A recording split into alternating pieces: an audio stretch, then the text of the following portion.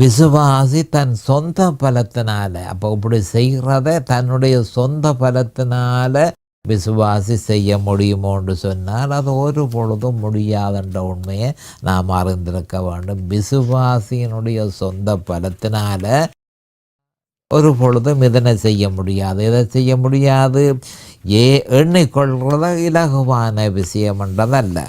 அப்போ விசுவாசி வல்லமையை பெற்றுக்கொள்வதற்கு ஆதாரம் உண்டு, புதிதான ஜீவன் அவனுக்கு உண்டு.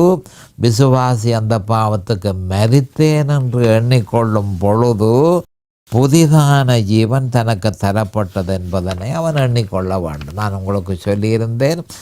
அப்போ அவன் எண்ணிக்கொள்ள வேண்டியது என்னன்னு சொன்னால், இயேசு கிறிஸ்துவை தன்னுடைய சொந்த இரட்சகராக ஏற்றுக்கொண்ட பொழுது புதிதான ஜீவன் தரப்பட்டதென்றும் நித்திய ஜீவன் தனக்கு தரப்பட்டதும் என்றும் அவன் எண்ணிக்கொள்ள வேண்டும். அப்போ அவன் தொடர்ச்சியாக இதை எண்ணிக்கொள்ள வேண்டும் என்று சொல்லப்பட்டிருக்கிறது.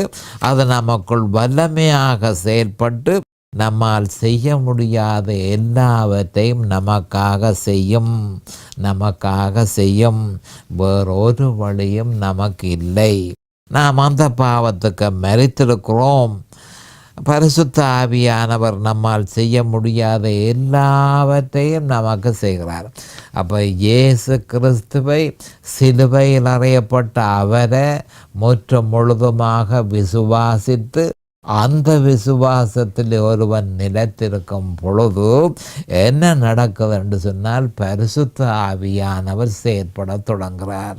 வேறு எந்த விதமாக எண்ணிக்கொண்டால் என்ன, வேறு எந்த விதமாக விசுவாசித்தால் என்ன, பரிசுத்த ஆவியானவர் செயற்பட போறதில்லை.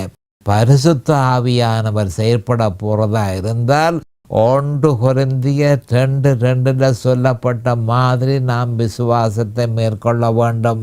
அப்படி செய்யும் பொழுது பரிசுத்த ஆவியானவர் வேலை செய்ய தொடங்குகிறார். வேலை செய்ய தொடங்கி நம்மால் முடியாத எல்லாவற்றையும் அவர் செய்கிறார். நம்மால் முடியாத எல்லாவற்றையும் அவர் செய்கிறார் என்பதை நாம் அறிந்து கொள்ள வேண்டும்.